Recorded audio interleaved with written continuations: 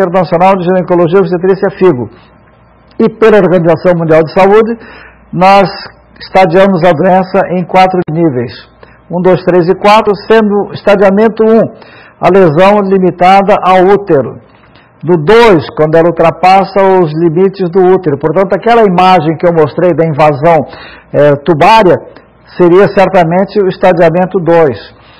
3, quando ela se estende aos pulmões, são as metástases pulmonares, as temidas metástases pulmonares. Entretanto, de regressão sistemática quando se usa o tratamento pertinente.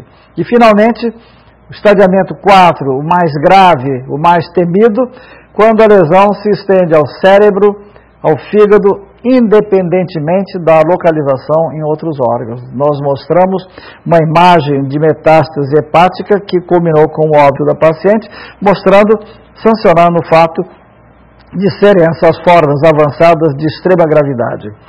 Eu poderia avançar dizendo que, quando o tratamento é feito do estadiamento 1 ou 2, sendo o risco baixo ou mesmo alto, a perspectiva de remissão é 100%.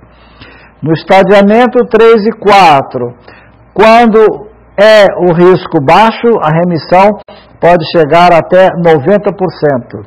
E nesses mesmos estadiamentos, quando o risco é elevado, acima de 7, a remissão não ultrapassa 80%. Isto significa que nós devemos fazer o diagnóstico precoce, o tratamento oportuno, tão logo esteja indicado, para que nós possamos manter as pacientes no estadiamento 1 e 2 e obter 100% de remissão. É fundamental no acompanhamento a dosagem da fração beta de gonadotrofina coriônica.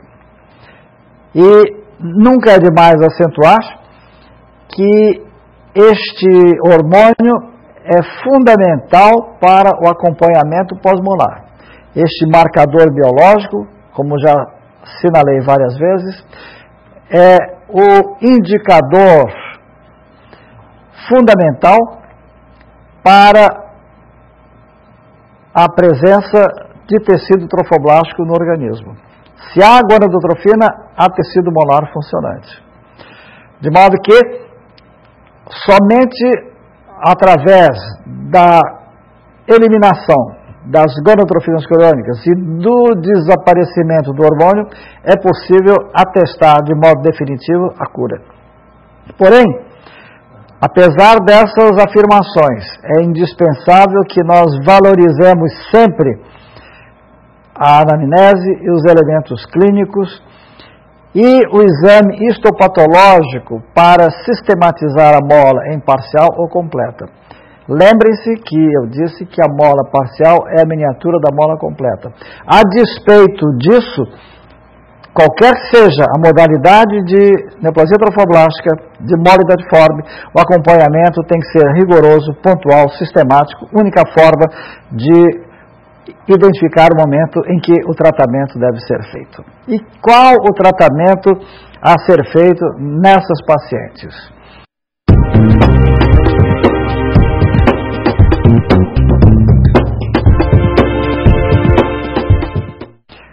Eu diria, primeiro o tratamento primário, é o esvaziamento uterino.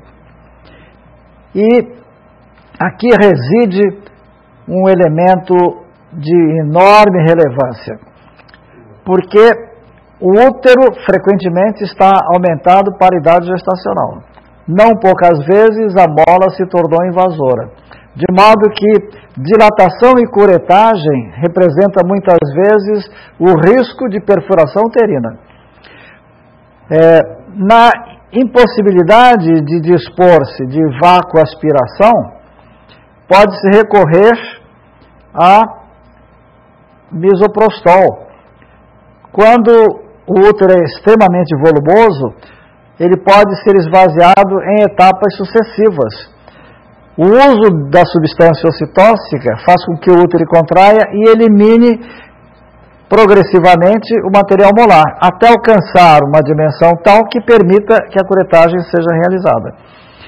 Misoprostol e ocitocina têm o mesmo efeito. Na verdade, sempre que se proceder o esvaziamento uterino, de preferência mediante vácuo-aspiração, é indispensável que se faça perfusão simultânea de ocitocina para assegurar a melhor contratilidade da matriz. Feito o esvaziamento uterino, inicia-se o segmento, que exige que a paciente seja vista semanalmente para analisá-la clinicamente, para fazer a dosagem da gonadotrofina. E é fundamental que seja sempre no mesmo laboratório. Nós sabemos hoje que existem variedades múltiplas de testes de laboratório, de kits comerciais, para dosar a fração beta da gonadotrofina coriônica.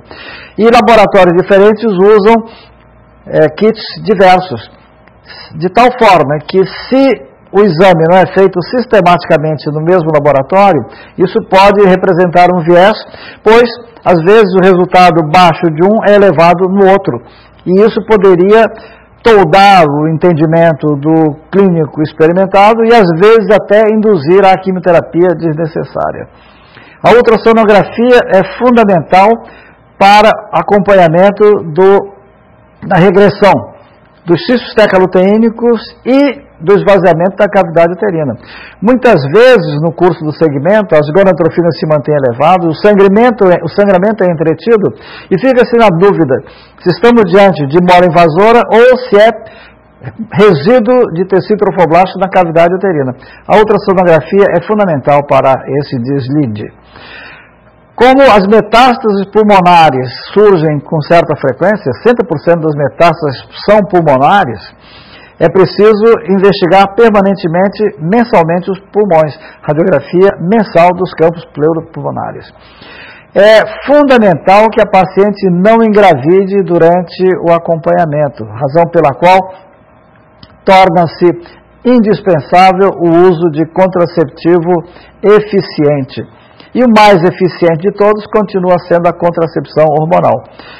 Ela, conquanto haja sido incriminada em alguns centros especializados no mundo de entreter maior e mais prolongada produção de gonadotrofinas, não tem sido encontrados os mesmos resultados em outros centros mundiais, razão pela qual tornou-se fundamental, tornou-se o método preferente de contracepção em todos os centros especializados do mundo. E é sempre bom lembrar, ou nunca é demais lembrar, que ocorre remissão espontânea entre 70% e 90% dos casos.